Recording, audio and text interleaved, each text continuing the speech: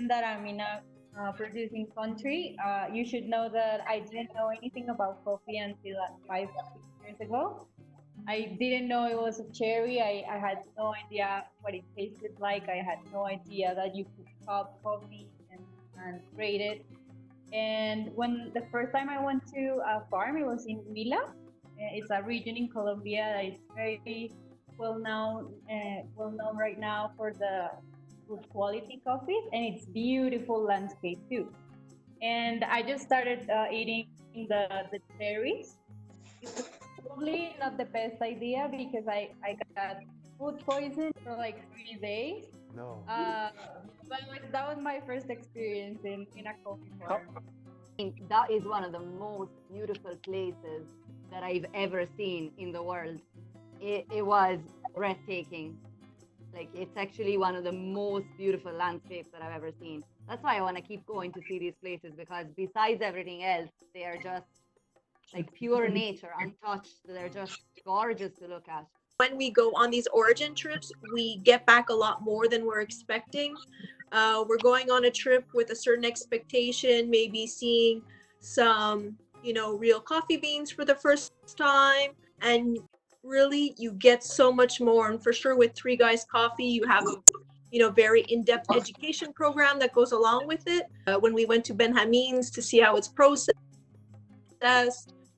and you see where the specialty coffee goes and where the mass market coffee goes, and seeing how so differently things are treated and how specialty coffee is treated, how much work goes into it, the dedication that is needed.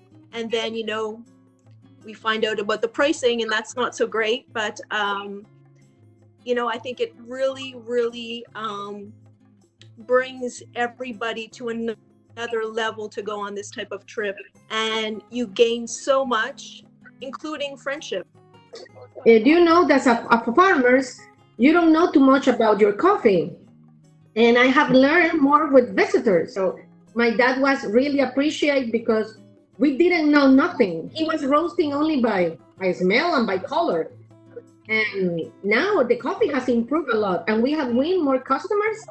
And that we're expecting that after this ends, we'll get back that customers.